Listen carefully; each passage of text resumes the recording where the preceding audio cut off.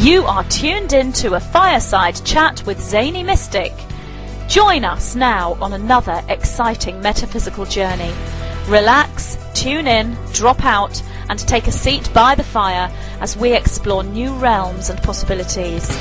This is Magenta Pixie. You can find me at magentapixie.weebly.com. But now, here is Zany Mystic and guest. Enjoy the show.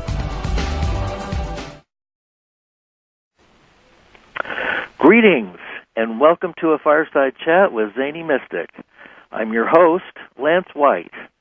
Before I welcome tonight's guest, I invite you to support my work by purchasing my book, Tales of a Zany Mystic.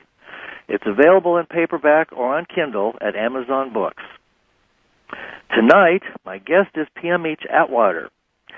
P.M.H. is one of the original researchers in the field of near-death studies, having begun her research in 1978. Her work spans over 3 decades of scientific research with thousands of adults and children, with another decade of consciousness research. Tonight, she returns to discuss her 11th book, which has just been released, and it's called Children of the Fifth World, A Guide to the Coming Changes in Human Consciousness. This is a roadmap for everyone, especially for parents and educators.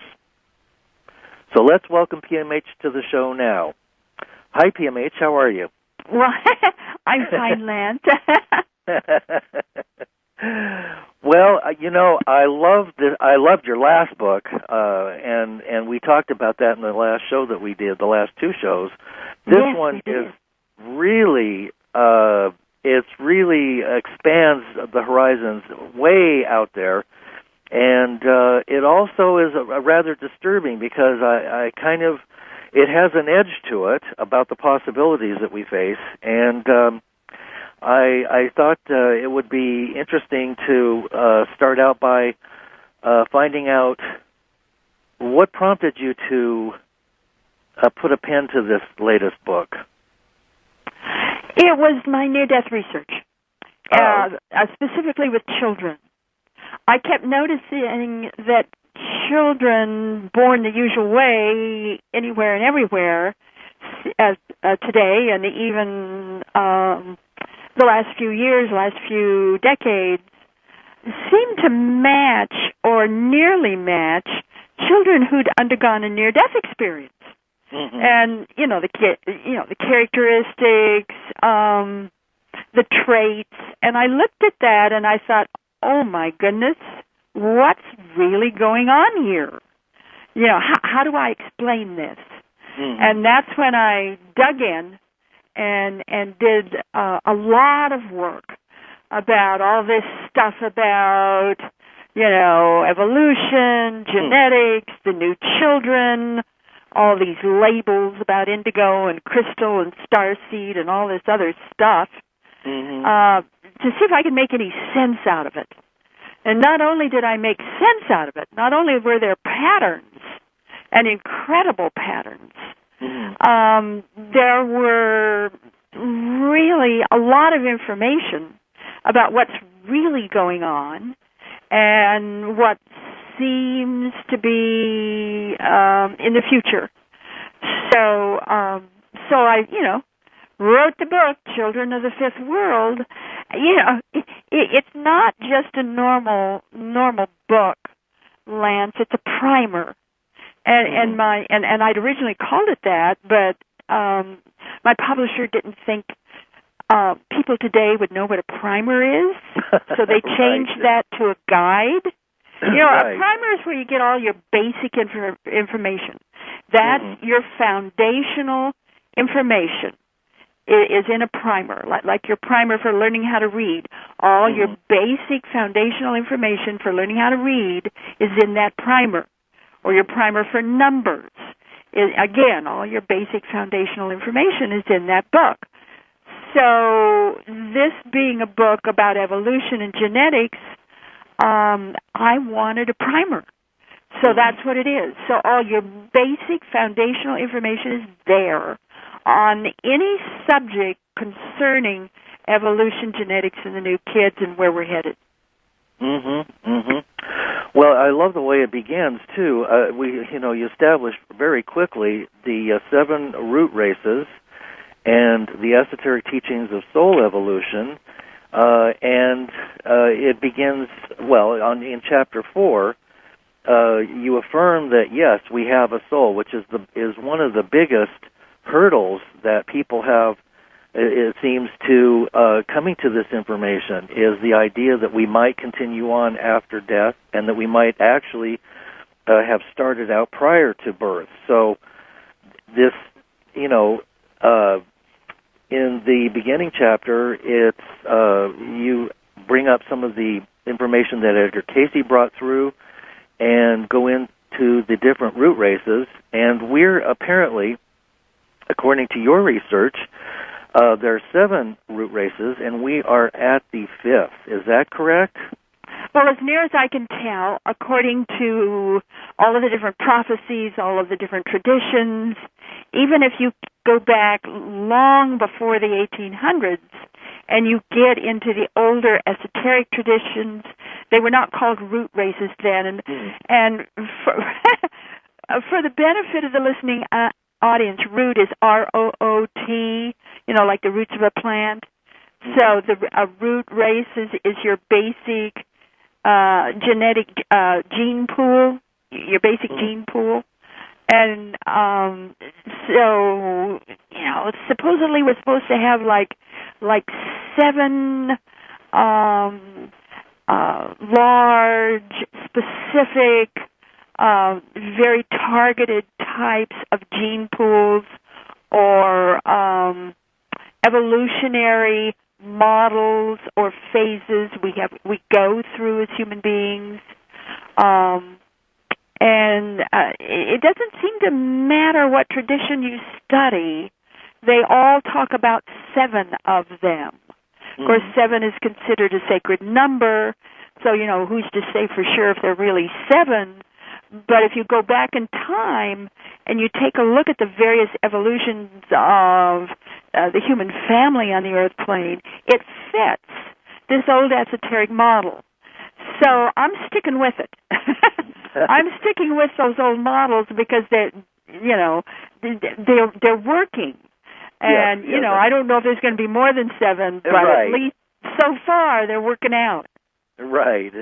Yeah, it does seem that way. And, of course, there's a lot of theoretical research about 2012 and on being the beginning of the entry into the 5th dimension, and that is something that parallels some of this evolutionary work that you've been doing. Well, we're talking about 5s there. When we're talking about the 5th world, we're talking about an emergence of, you can just take a 5 on everything. There's the 5 types of intelligence. There's the 5th brain. There's the 5 basic forces. Certainly the 5th dimension, the 5th communication wave, the 5th brainwave frequency. It's like all of this, and the 5th element, all of this stuff, it's just coming up now, and the last several decades, it just all seems to be rising and blooming and coming forward at the same time. And I look at this prediction that we're moving into the 5th world, or more fully. I truly feel we've been in the 5th world for some time, or at least with the 5th root race. But now it's more fully developing.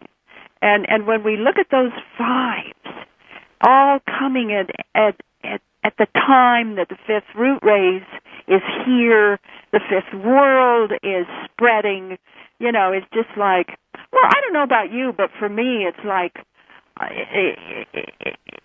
prophecy manifesting. It's like all of these stories and tales are sort of leaping off the page and showing themselves, revealing themselves in the world we're living in. So it's no matter, for me at least, it's no longer a matter of esoterics. It's a matter of in your lap, in your home, in your yard, in your school, I mean, in your face. it's practical, everyday, Yeah, in your face world. Yeah, So, it's no longer esoterics or predictions or maybe. It's all here. Mm-hmm. And that's why I wrote the children, or that's among the reasons why I made a primer out of Children of the Fifth World, so people could get a real, grab on this. And one of the things that's real interesting about the fifth root race, those kind of children, those kind of people, they're a little bit irreverent. And so the book is a little snappy. Yes. It's a little irreverent. Did you notice that? Yes, I love it. It's sort of a little pie-in-your-face kind of stuff. Yes. Absolutely. No question about it. Well, when we're talking about root races, I think for the for the listening audience, I think we need to define that. I think we need to take a good look at what we're talking about and the pattern that we're talking about. And that pattern, the basic profile on the plus side and the basic profile on the minus side, the good and the not so good, I think we need to take a look at that. On the plus side, these when I'm talking about these kids, I'm really talking about a lot of people, not just today's children. They're intelligent, even if they're flunking and can't spell in school. These kids are smart. About one-third are geniuses, even if learning disabled. They're music-oriented, very rhythmic, unusually creative, spiritually minded, intuitive, psychic. Many can remember past lives. They're excellent with math, and don't let them fool you about this. They're good at math. They're natural healers. They're ready-to-go entrepreneurs. They're irreverent. They're quirky. And they have unique beliefs. They're visionary problem solvers, and they're very knowing, volunteer-minded humanitarians, groupies who move as if part of a collective.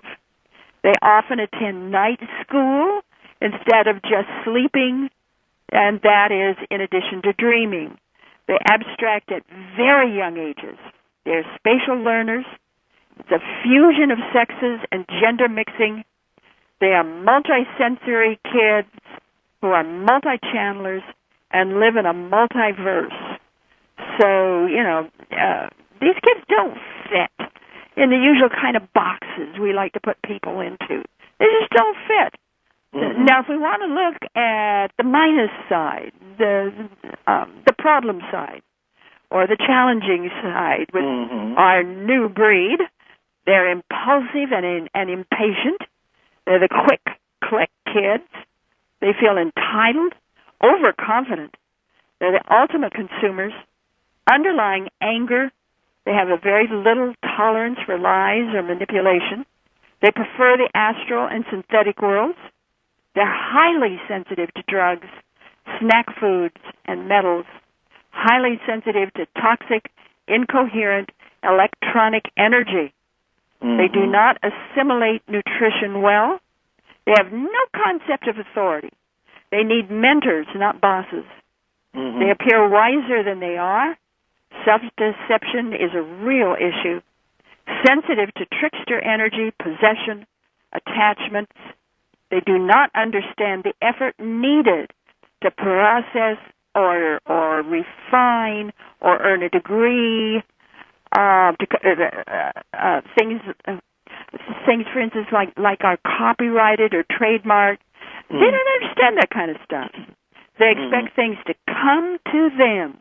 They do not recognize boundaries, even that of skin. Clothes are more important than language. Their greatest fear is silence. They just can't quite handle silence. And I'd like to put this into some kind of perspective before we go any further, this idea of these really smart kids. if we take a look at genetics and the models and the patterns, we can trace these very unusual children going back even to the time of Jesus. There weren't that many, but there were a few. At any time and every time that there was a Renaissance, even, anywhere in the world, there's been more Renaissances than the European Renaissance. It's like almost as if every continent and major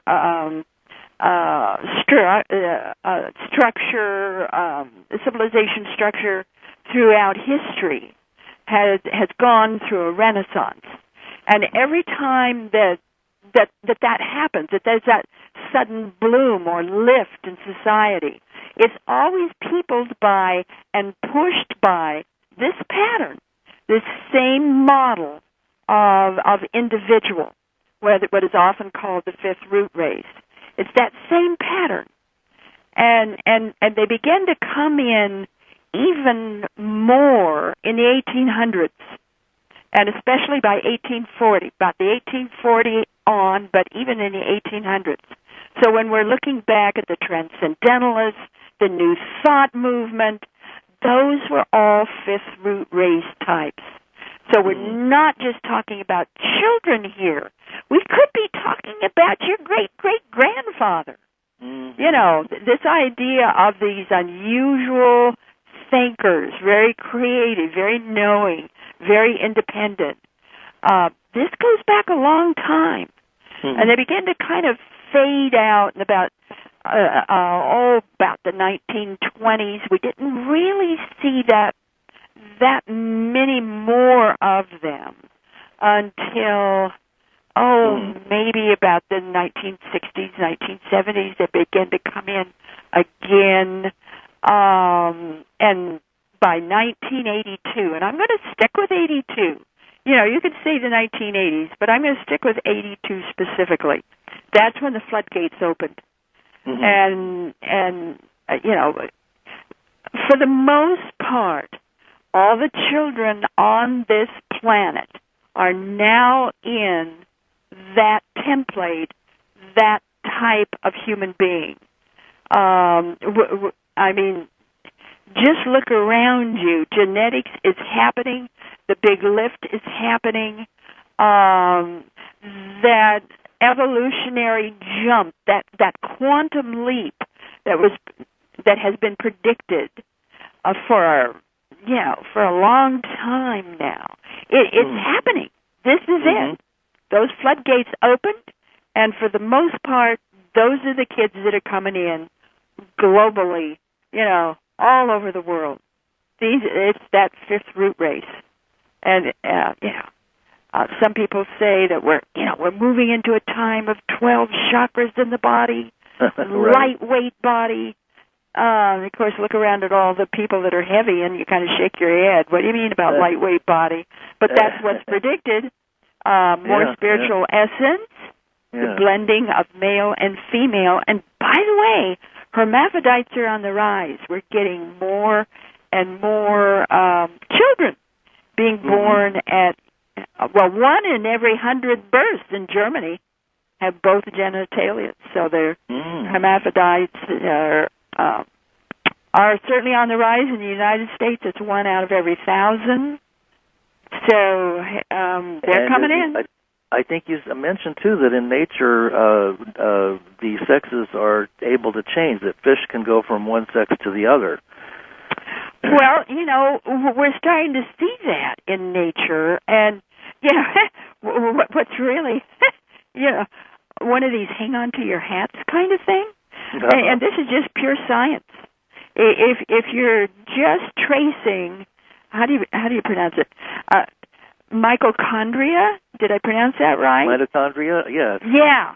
If you're just changing that, or just checking that type of DNA, if you're just tracing that type of DNA, the earliest female on this planet with that type of DNA began about 150,000 to 250,000 years ago.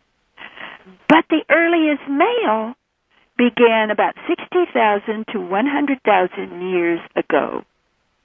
Do the math. That means yeah. females have been on this planet about 150,000 years longer than males. Oh, interesting. So how are we procreating? You know? Yeah. Could the females do it without the males? I don't know. You know, it can be done in nature. So yeah, I right. don't know. Right. You know, it's one of those conundrums. You look at that and you laugh, and then you have to stop and get a little sober, Right. and get a little more serious, and look at that again and say, oh well, oops, wait a minute here. What is that saying about human beings? Oh, absolutely. And you know, in the 5th chapter, you talk a little bit about the breakdown in the parental models that is going on, and it seems that a lot of the stereotypes that we see today are based upon a certain kind of model that has been encouraged. As far as, you know, there's a man and a woman, and you have children, and you know, do this and that and the other thing. And as you point out in the beginning of chapter 5, the family is changing quite a bit. And you mentioned that there are gay men with adopted children, lesbian with children fathered by a sperm donor, and it goes on and on and on. And we have all these different new ways of parenting that are not going to go away. No, I mean, we have all different kinds of moms and dads and children, and they're not even related like they used to right. be. You know, it's like, wait a minute here. Whoa. Well, Aldous Huxley wrote a book about that, if I remember correctly. It seems like a million years ago when I read it, but it was called Island. And he discussed that he, brought forth that idea that the group raised the children. There was no particular father and mother. That was the whole island had shared the responsibility of parenting. So it seems like what's coming in, these kids, and you share some personal stories of these kids, and they are absolutely mind-blowing in their thinking and the way they see things and what they can do. And I mean, it's truly quite startling in a very exciting kind of way, and it seems like they're here to kind of upset the apple cart. They really don't care too much what anybody thinks about what they're here to do. But they don't. They're going to do it, whether we like it or not. So we can go crying and screaming out the door. Oh, this is terrible. I don't like it. But it seems like it's a lot easier to try to understand what these changes are, what they are, and you make a wonderful, you just lay the groundwork in each chapter for what's going on every level multidimensionally, which is absolutely amazing. Well, I like to, I'd simply like to restate my premise here with the new kids, because I think it is so important to look at the basic premise of what's going on. Mm-hmm. And I'd like to just verbalize this. Evolution's nod is stacking the deck, forcing us to find ways of living beyond the struggle and crush of polarities. Our children, in league with the situation at hand, are arriving with their DNA encoded as if mirrors, reflecting back to us every nuance of feelings and relationship imaginable, every aspect of business, culture, politics, religion, entertainment, invention, so we don't miss a single thing. The end of things we are now witnessing, the ultimate battle between good and evil, is an awakening to what we see in the mirrors our children provide. We have come to this, a chance to start over, to repair and rewrite history. And that's exactly, Lance, what's happening now. Mm-hmm. These kids are mirroring back to us every cockeyed, silly thing we're doing. Yeah. I mean, they are. Yeah. And they're sort of like clowns, and they're acting it all out, mirroring it back to us, so that we have to look at it. And you know, we complain about them, and yet all they're doing is mirroring back to us who we are and what we're doing and what we've been doing for years. And they're, you know, they're like this big exclamation point that says, stop. Look. Stop and look. And our kids are just, they're letting us have it. It's what they're doing. You mentioned in chapter 7, yeah, I so agree with you that you know, it's time for the denial that permeates all of our upbringing in our lives to be punctured. Really, you know, there's too many hot air balloons going, you know, floating around here, and we're on a wrong track as I see it. I mean, a lot of different wrong tracks. And you bring up some of these minefields in chapter 7. Especially about some of the things that are being done to kids and with kids. The sex slave industry is estimated. That's the third. That's the. It just blows my mind. Yeah, that is the third largest industry in the world. Yes, $32 billion, and that might even not be accurate. You could probably goose that up. No, that's probably on the low side. Yes. And so the people that are involved with this have to be involved at the highest levels of government, military, and royal families, I'm sure. Secret societies and the rest of it. You know, we hear about it from the Vatican. You know, the scandals that just flip, they're like dominoes falling. I keep wondering, how long is it going to be before they actually get to the bottom of this? You know, it's just what's going on now with drugs, with money, we're in the digital world, with sex. It's just enough to blow your mind, and that could derail this big jump we're having in evolution. That could actually derail us. Our children's appetite for sex and drugs and the digital world. We need to somehow tamper that down and have some real talks with these kids and show them what's happening. You know, especially the digital world. If we keep going the way we're going now, if just children keep using digital devices before puberty at the rate they are doing it now, they could and probably will lose their genius. Because it's just like a cocaine high. It's just it scrambles the brain in the same way that a cocaine high does. You know, our technology has now exceeded biology.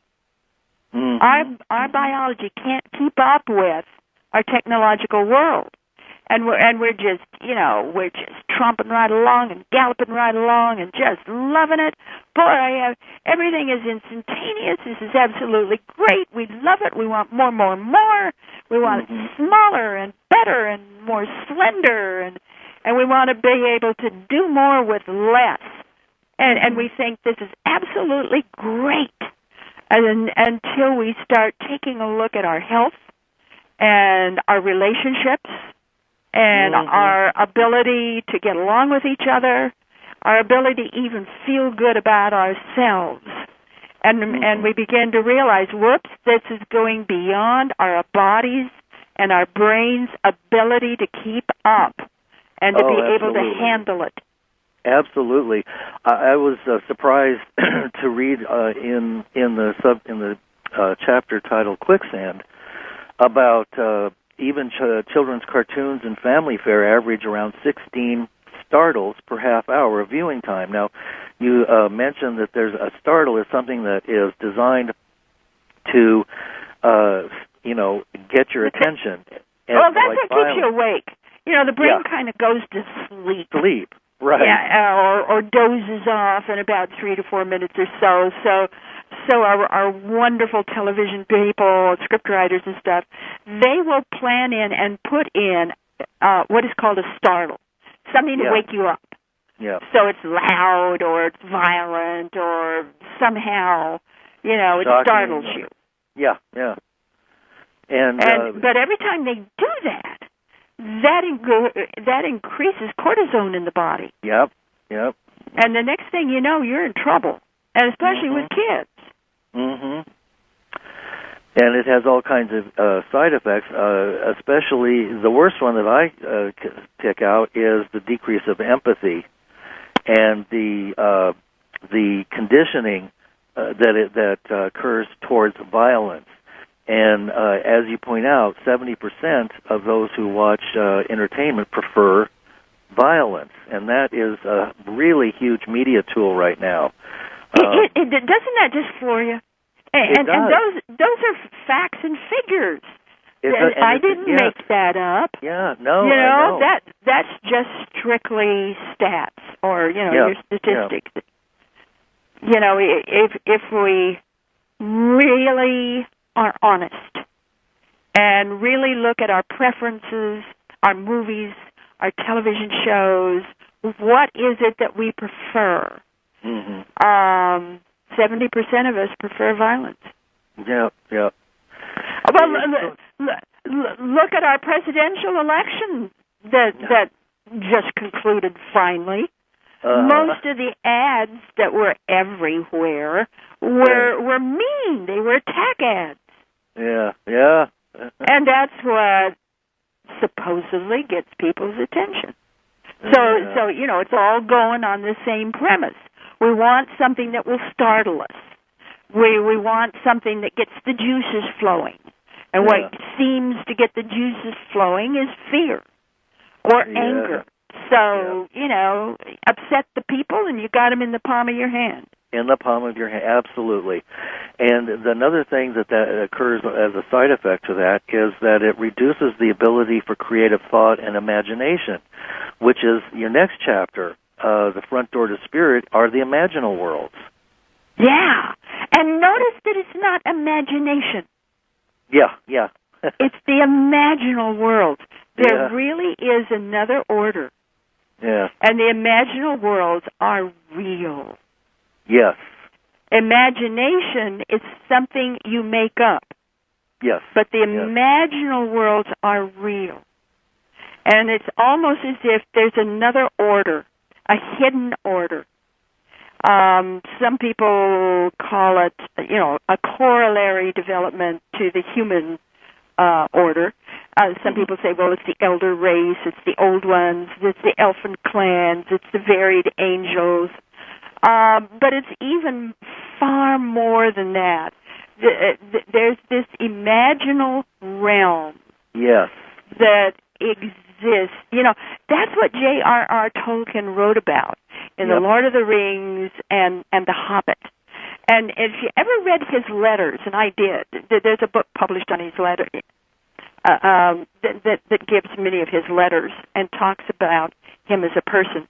And he made it very clear in his letters that he never made up any of these stories. Mm-hmm.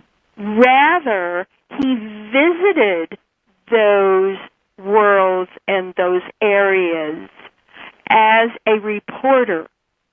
And when he came back to this world, he simply wrote what he saw and heard. He was a reporter, not a creator. Mm-hmm. And that was very clear to him. And he made it very clear in his letters that he didn't make this up. He was simply a reporter. Mm-hmm. Well, that tells me that Tolkien caught on to the imaginal realms and realized how real they are. Mm-hmm.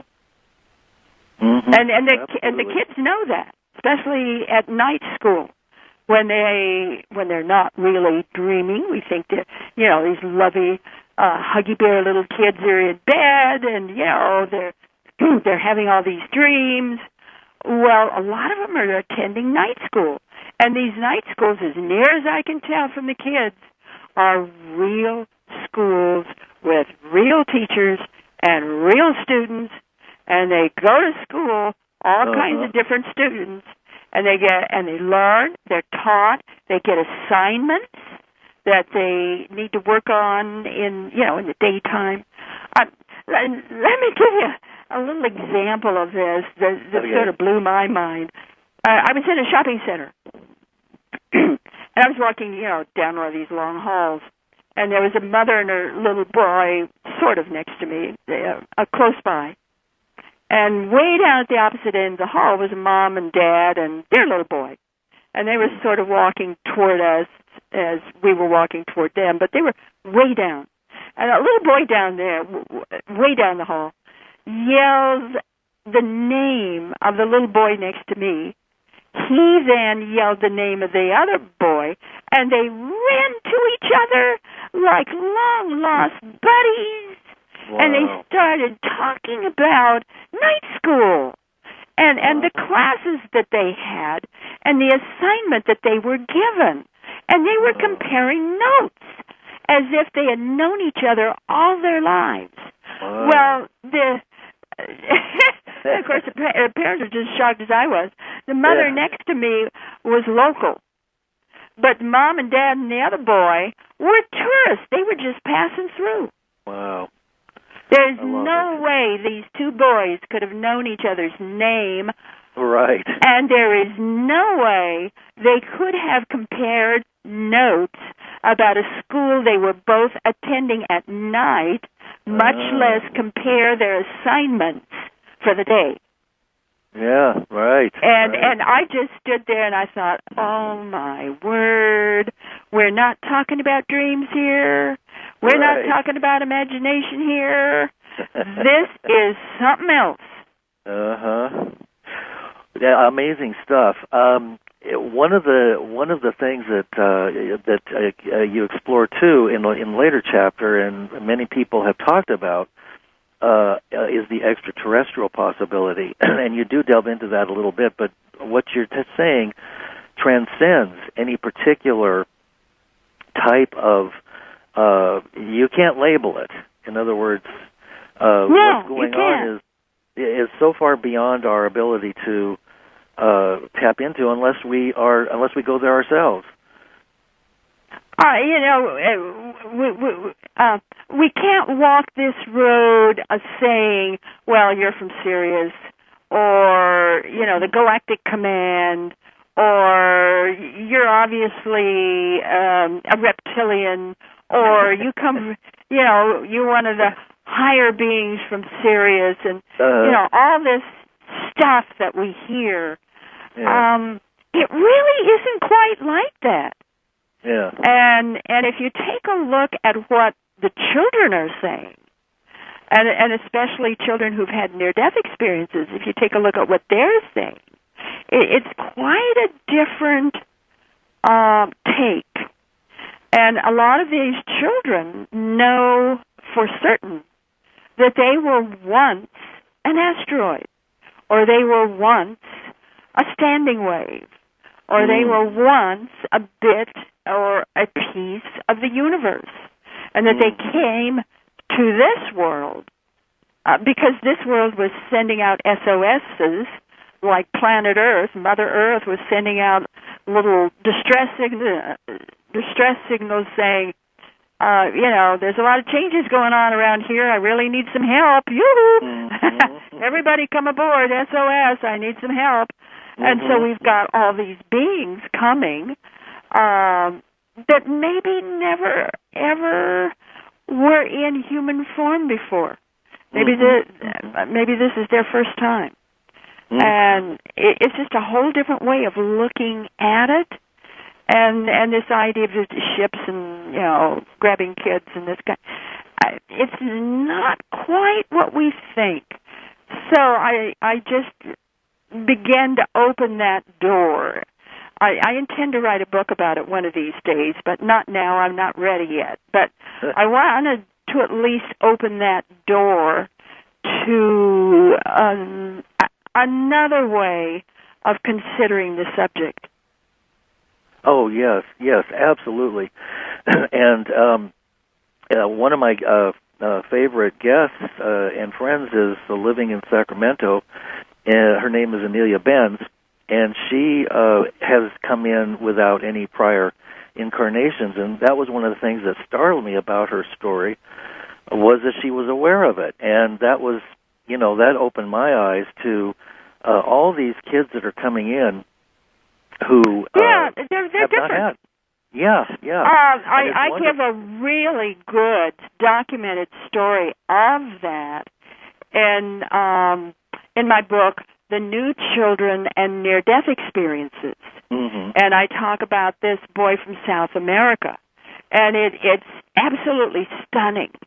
It's absolutely stunning what he was talking about when he was just a little bitty kid, what he was drawing, all these kinds of things. He made it very clear that he came from the sun, S-U-N, the sun, Mm-hmm. that star. He was part of a planet, and it never had human form before. And there are a lot like that. And but his case, his father, what was his father? A psychologist, or maybe that was his mother, and his dad was a psychiatrist. Anyway, his parents were professional, and they documented this from the time he could talk. He didn't eat the same as anybody else. He had a lot of problems with clothing. He didn't know what clothes were. He didn't understand boundaries. He didn't know what skin was. He really had a tough time wearing his body. Because he didn't understand what a body was. And again, this is a documented case, and there's a lot of verifiable information with it. So if you want a really good case, not just somebody remembering things, or I had this dream, or I had a near-death experience and I'm suddenly back and I'm remembering this and this is a real truth about me. No. This is a real life documented case of actually two children, but especially one, who in their behavior and in their memories from the time they could talk with professional parents and with doctors looking at them, are this very different type of being, and they don't relate to human beings at all. So it's a different way of looking at that kind of thing. Yeah, I kind of want to jump in here because we haven't touched on this, and it's got to be touched on. It's got to be faced, and that's this stuff about labels. And when I'm talking about labels, I'm talking about things like indigo, crystal, starseed, psychic, rainbow kids, all of this. And now we've got a new one just invented. It's called golden indigos. And Twyman and all his stuff. And you invented one yourself, didn't you? Yeah, I call them ascended blues, and I apologize for that. That was so right. stupid.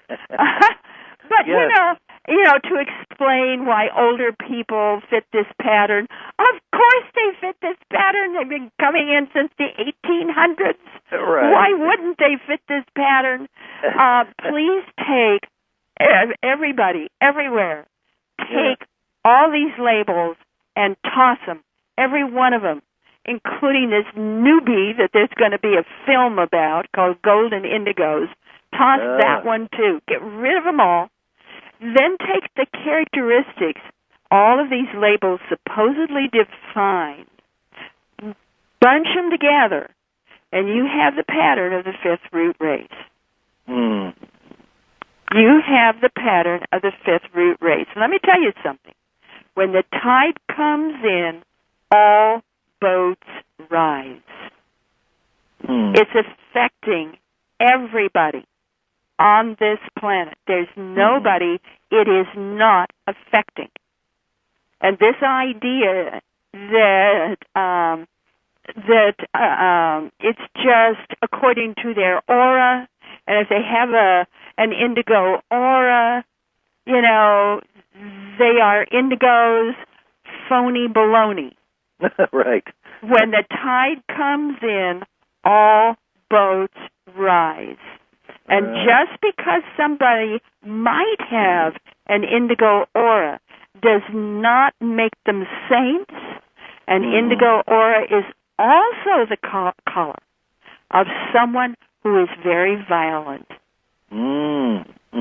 It's also the color of someone who has no feelings and is very violent. So we've got to be careful here in jumping on any kind of bandwagon and tooting our horn and running off with these labels, and all they are is marketing tools. You know, they make somebody a little bit of money, and that's okay, really. And you know, the good part of all this labeling is it brought to the attention of the world that something different is happening with our children. So in that sense, all of this stuff has been good.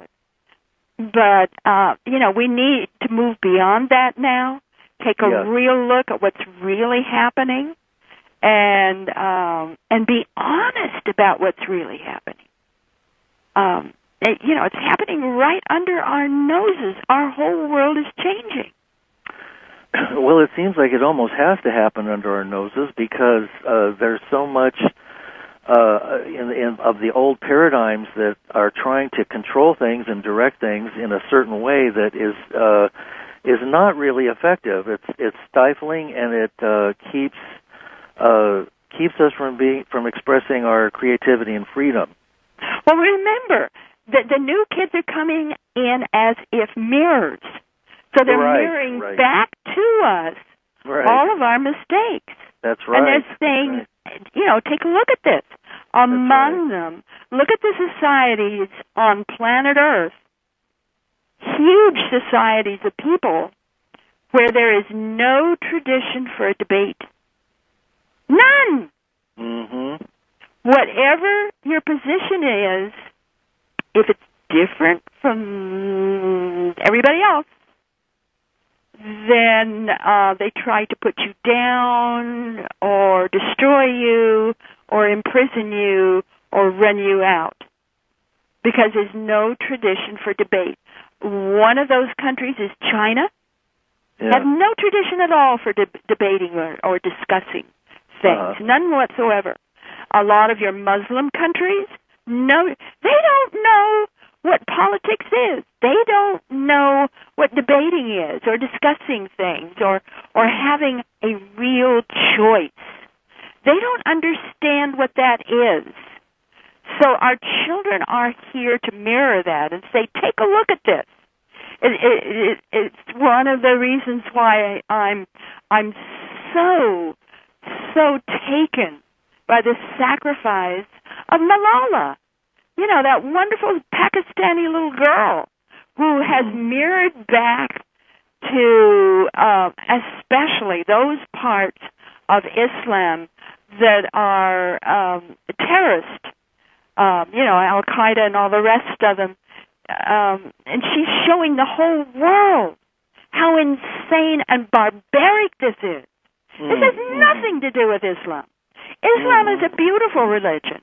This has nothing to do with Islam. It's not in the Quran. Right.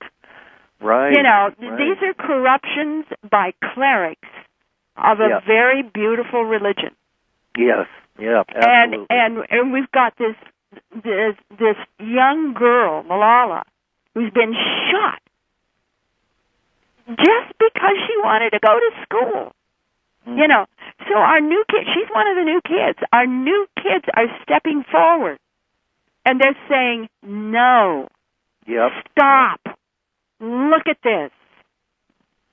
And they're doing it all over the planet. It's multicultural and multi-generational as well, isn't it? Oh, sure. I mean, especially it crosses all cultures. It doesn't seem to be the similarities. Again, when the tide comes in, all boats rise. That's right. The tide is here, Lance. Yo, no kidding. Thank goodness. It's coming in, and all the boats are rising. One of the lines I like from your book that ties into this is you say that there's not a leader alive who is prepared to handle this crop of citizenry, not politicians, heads of state, religious figures, or corporate executives. There's not one of them. Nope. Not one, right. Not one. And I think that says a lot, Well, we didn't recognize it coming. Our nose is in the sand. And, we prepare and we learn and we grow according to established methods and methodologies. And we don't look ahead. There's no one really looking ahead and doing their stats and understanding how things are changing. That's what caught us in the last election. Romney thought he was going to win, but the whole Republican order, all of them, or most of them, forgot to look at the stats and how our nation has changed. We're not the same nation we were even, 8 years ago. Right, absolutely. No question about it. And they didn't look ahead. They didn't look at what is happening now and what is projected to happen. And it's catching us on every level. We're not looking ahead. Oh, no kidding. On every level, as you said, in politics, in religion, in every area that is exerting a major control paradigm on the planet, they're all crumbling. Well, what's really exciting is that the downturns are moving in rhythm with the uplifts. The rule of thirds. 1/3 of our new kids have both gene mutations that build a better brain. 1/3 in standard IQ tests score genius. 1/3 of autistic kids who take the Ravens IQ test, which tests for fluid intelligence, are genius. 70% of the kids with autism. 70% of the kids with autism are male. It's almost 2/3. 1/3 are female, and it's the reverse with dyslexia. Although the female cases are underreported, it's suspected to be 70% of the kids with dyslexia are female, and 1/3 are male. So take a look at that. 1/3 have no sense of living a full life. 2/3 have no intention of ever marrying, going to college, becoming parents. 1/3 are profoundly gifted. 1/3 are quite intelligent, intuitive, creative. 1/3 are too violent to handle. It's the division of thirds, and of course also triangles that strengthen construction, materials, design. We have the Holy Trinity, which is based on the thirds. The third spiritual law is karma. The third spiritual tradition is the golden rule. The thirds are the rhythmic proportions of sacred geometry and the golden mean. It's nature's preference for harmony, beauty, and balance. Thirds are the base. The rule of thirds, Lance, is the baseline of universal order. Wow. all of the major uplifts and downturns with the new kids are going in thirds. That tells me that maybe there really is God's plan. Maybe there really is a greater plan. Certainly, we are on level. We are on time. We are in order for something greater than we are. There's another hand at work in the world today. We are not behind. We are not ahead. We are on time, and we are in order. The rule of thirds. Read that book, and we talk about the homogenocene and all of these things that are happening now that people really aren't looking at, that are huge and massive. We can document. They're there. Okay. Well, that seems like a perfect place for us to segue into out of the show and have people get your book, Children of the Fifth World. And get on my website, www.pmhatwater.com, and get my free monthly newsletter. Sign up for it. Yes. Well, thank you, P.M.H., for being here again, and it's always a delight to have you, and I love your book, and it really is a must-read for everybody. Thanks, Lance. Bye, everybody. Bye-bye. The 7 root races and the esoteric teachings of soul evolution, and it begins, in Chapter 4, you affirm that, yes, we have a soul, which is one of the biggest hurdles that people have, it seems, to coming to this information, is the idea that we might continue on after death and that we might actually have started out prior to birth. So this,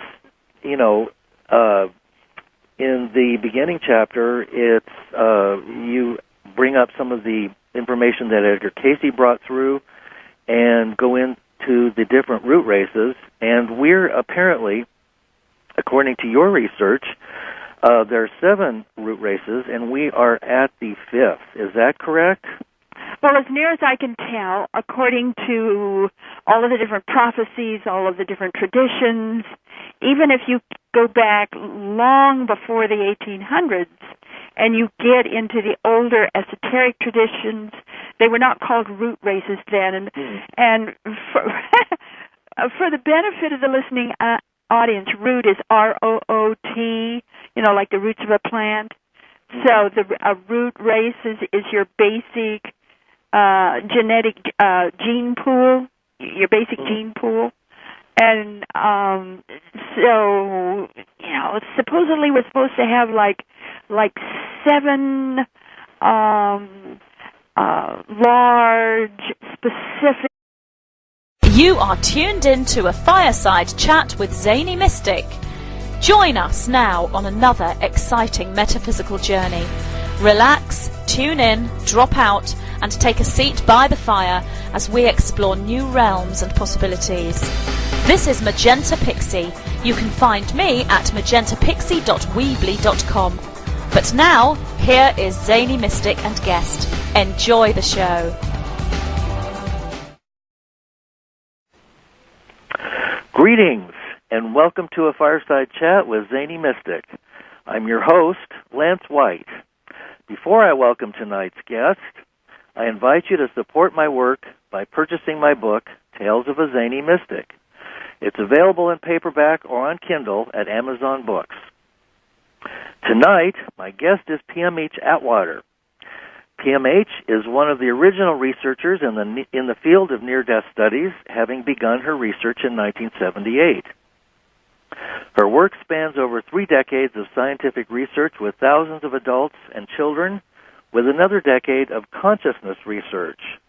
Tonight, she returns to discuss her 11th book, which has just been released, and it's called Children of the Fifth World, A Guide to the Coming Changes in Human Consciousness. This is a roadmap for everyone, especially for parents and educators. So let's welcome P.M.H. to the show now. Hi, P.M.H. How are you?